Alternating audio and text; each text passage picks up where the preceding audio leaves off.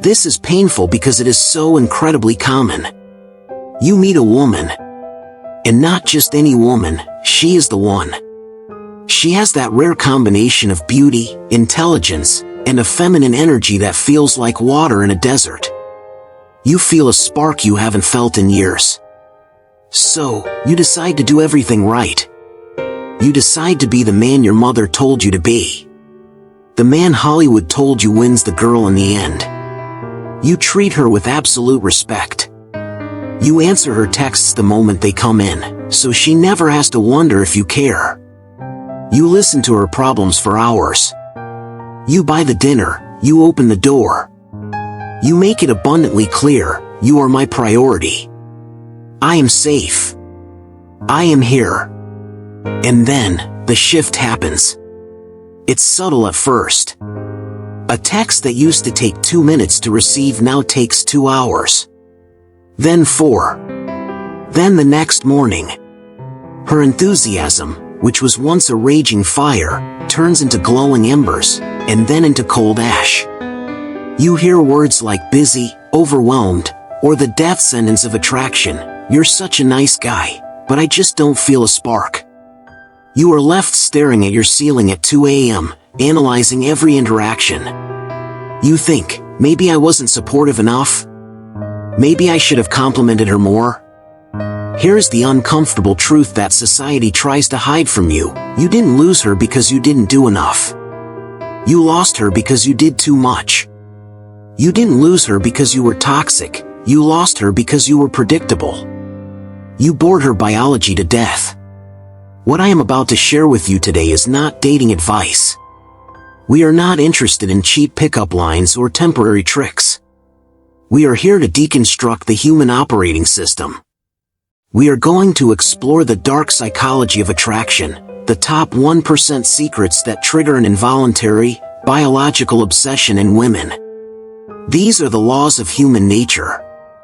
They are neutral, like gravity. You can ignore them and crash, or you can understand them and fly.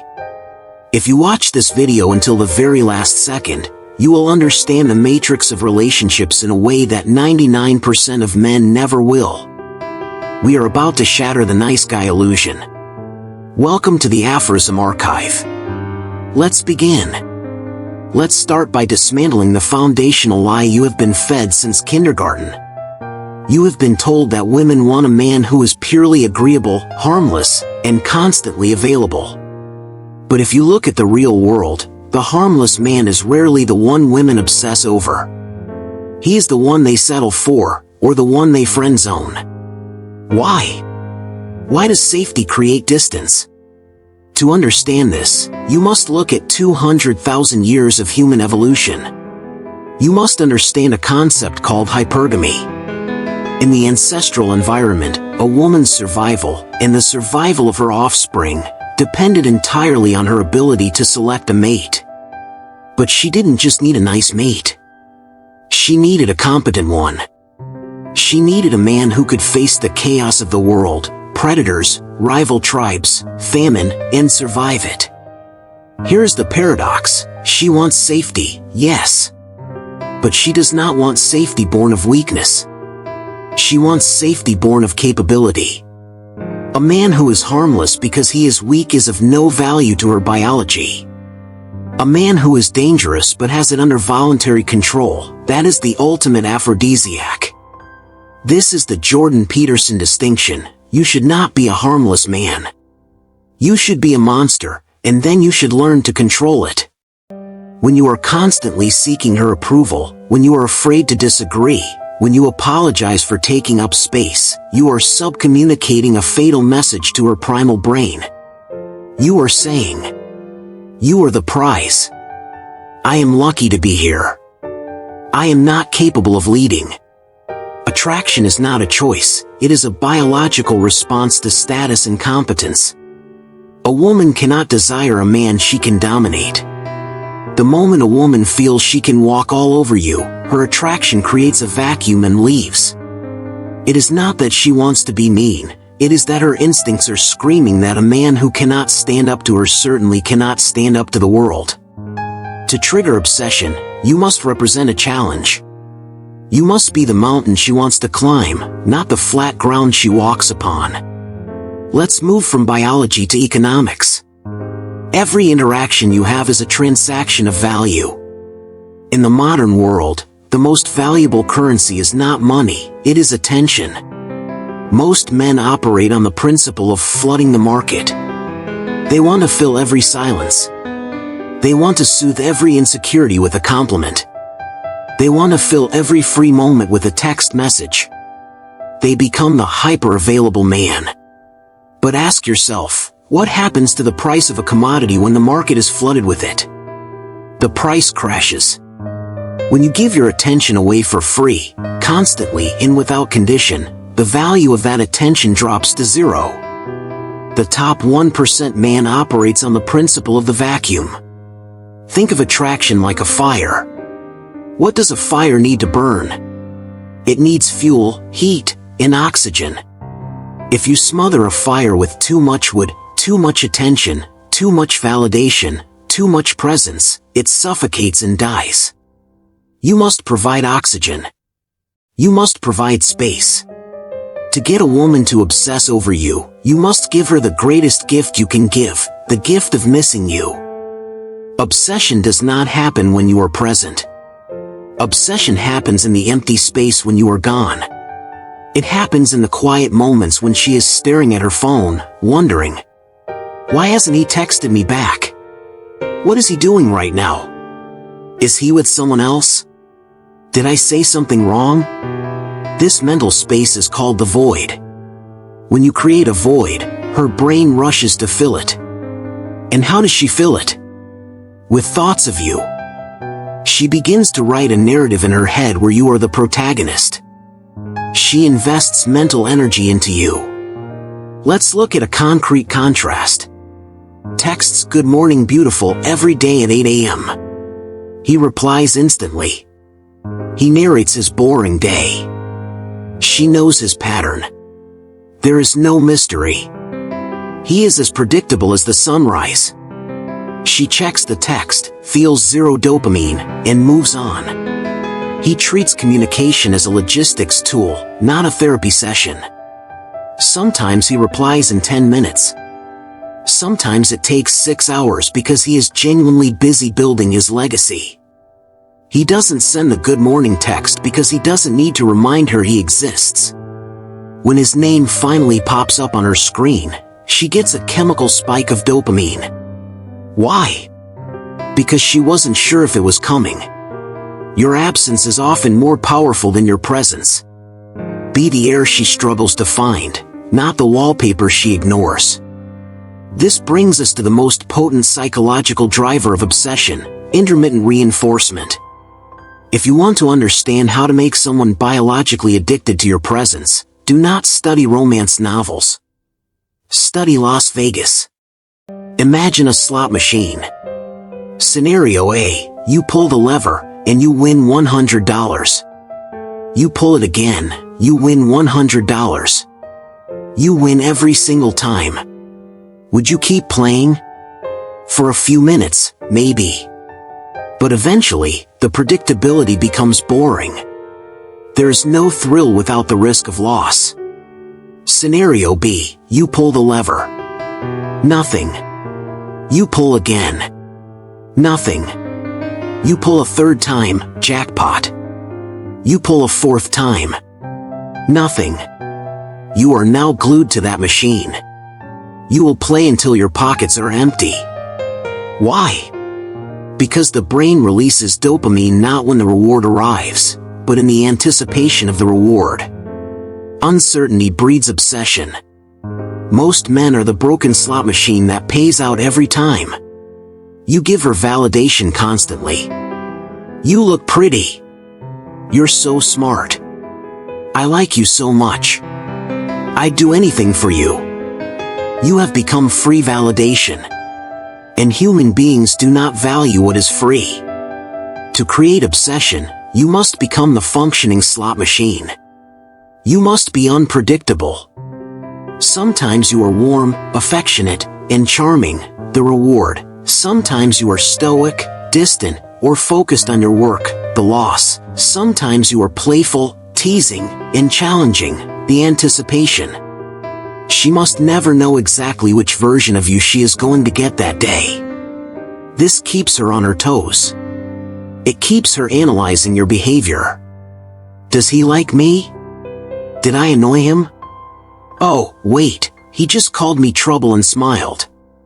Okay, I'm safe. Wait, now he has to leave early? This emotional roller coaster is what the female brain interprets as passion. Peace is comfortable, but anxiety mixed with relief is addictive. Predictability is the death of desire. In the absence of certainty, the mind creates obsession. Now, let's flip the script on wooing a woman. You have been taught that the way to a woman's heart is to do things for her. Buy the flowers, fix the car, listen to the drama, drive the distance. The logic seems sound. If I invest in her, she will like me. Psychologically, this is backwards. Doing things for her makes you like her more, because you are investing your resources into her. But it does not necessarily make her like you. In fact, it often makes her feel pressured or smothered. To get her obsessed, you need her to invest in you. This is known as the Benjamin Franklin effect. Benjamin Franklin famously discovered that if he wanted a rival to like him, he wouldn't do a favor for the rival, he would ask the rival to do a favor for him. When we do something for someone, our brain has to rationalize it to avoid cognitive dissonance. The brain says, I am spending time and effort on this person, therefore, I must value them. Stop being the servant. Start being the king who allows her to serve. Instead of driving to her house every time, say, hey, come meet me at this spot downtown, it's closer to my gym. Instead of planning the entire date yourself, say, I'm handling dinner. You figure out where we're getting drinks after. Surprise me. Ask for small favors. Hold this for me. Pick a movie. I don't care which one, just make sure it's good. This triggers the sunk cost fallacy. The more she invests, time, money, effort, emotion, the harder it is for her to walk away. If she has spent weeks trying to win your approval, chasing your validation, and driving to see you, she cannot simply leave. She is too invested in the stock of you.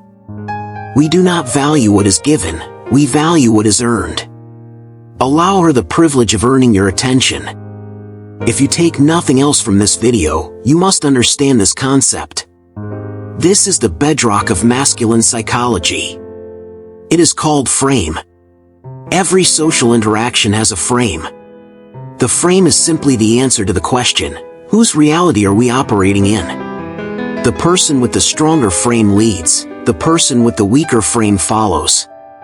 In 90% of interactions today, men instantly collapse into the woman's frame. They are reactionary. The weak frame. She says, I don't like your shirt. He says, oh, really? Is it too much? I can change it. What do you think I should wear? Analysis. He has entered her reality. She is the judge. He is the defendant on trial seeking a verdict. The strong frame, the point of origin.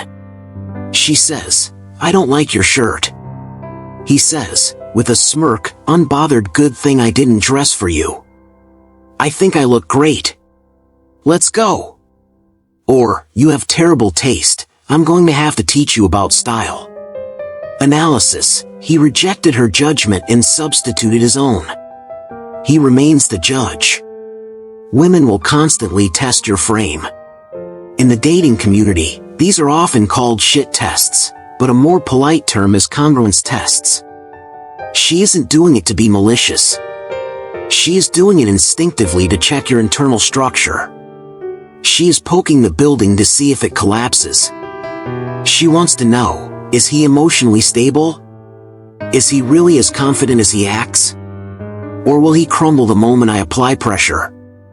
If she acts bratty, cancels plans last minute, or makes a teasing comment, she is holding up a mirror.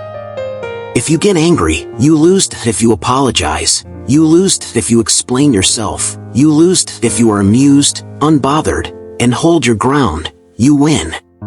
The man who cannot be shaken is the man who becomes an obsession. Why? Because she realizes she cannot control his emotional state. And a woman cannot fully surrender to a man she can control. He who cares the least about the outcome holds the most power. Your reality must be stronger than her storm. Have you ever noticed a strange phenomenon? When you are single and lonely, you feel invisible. But the moment you have a girlfriend, or you are casually dating multiple women, suddenly everyone wants you. Ex-girlfriends text you. Strangers smile at you. It feels unfair. It feels like the universe is playing a joke. But it is simply pre-selection. Women operate on a massive social network of attraction. They trust the judgment of other women. If other women want you, you must have value. If no women want you, there must be a hidden defect. Women do not want to be the first one to discover a risky investment. They want to steal the proven investment that everyone else wants. Imagine two restaurants. Restaurant A is completely empty. The host is standing outside, begging you to come in, offering free appetizers. Restaurant B is packed. There is a velvet rope.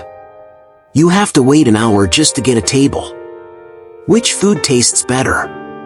You haven't tasted either. But you assume restaurant B is superior. You become obsessed with getting a reservation at restaurant B. You won't even look at restaurant A. You must be restaurant B. Even if you are not currently dating a supermodel, you must subcommunicate that you are a man in high demand. How do you do this without lying? Abundance mindset. Never act like she is your last option. Be willing to walk away at any moment. Gatekeeping. Do not accept her just because she is pretty.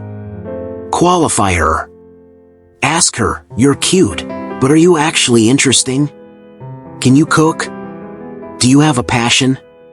Social proof. Mention other women casually, not to make her jealous, but as a fact of your reality.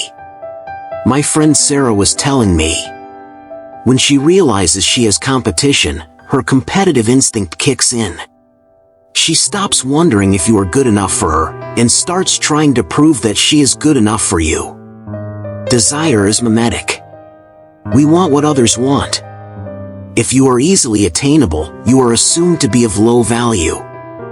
We have covered biology, psychology, and social dynamics. But there is one final secret. This is the nuclear option. Without this, everything else I have told you is just a trick. With this, it becomes a lifestyle. The ultimate power in any relationship, and indeed, in life, is the willingness to walk away. In any negotiation, the person who needs the deal the least holds 100% of the leverage. If she knows that no matter how she behaves, if she is disrespectful, cold, or disloyal, that you will stay because you are afraid of being alone, she will respect you less. But if she feels, deep in her gut, that you have high standards, if she knows that you respect yourself more than you desire her, if she senses that if she crosses a boundary, you will vanish from her life forever without looking back, then she will respect you. And where there is respect, obsession can grow. Fear of loss is a much stronger motivator than the desire for gain. You must love yourself more than you love the idea of her. This sounds selfish to the nice guy, but it is necessary. If you put her on a pedestal, she has no choice but to look down on you. This leads to the final transformation. Why do women obsess over rock stars, athletes, and powerful men? It isn't just the money. It is because those men have a mission. A woman does not want to be your whole world. That is too much pressure. She wants to be the companion to a man who is on a mission to conquer his own world. If you drop everything to see her, you are telling her, "My life is empty, please fill it." If you tell her, "I can't see you Friday, I'm working on my business," she hears, This man is ambitious. He has purpose. He is going places. A man with a purpose is a moving train. She wants to jump on board. A man without a purpose is a parked car. It's safe, but it's not going anywhere. Make your mission your priority, and women will make you their priority. So, here we are. You now have the blueprint. You understand the safety paradox, the power of the vacuum, the casino effect, and the importance of frame. You have a choice to make right now. Choice 1. You can click off this video, go back to your phone, and text that girl back instantly. You can keep buying her flowers she didn't earn. You can keep hoping that if you are just nice enough, she will finally see your worth. You can choose the blue pill. And you will likely stay lonely, frustrated, and invisible.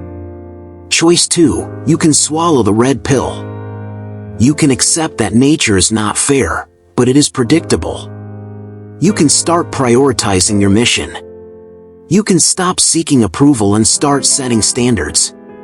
You can become the man who is willing to walk away. This path is not easy. It requires you to kill the weak part of yourself that craves validation.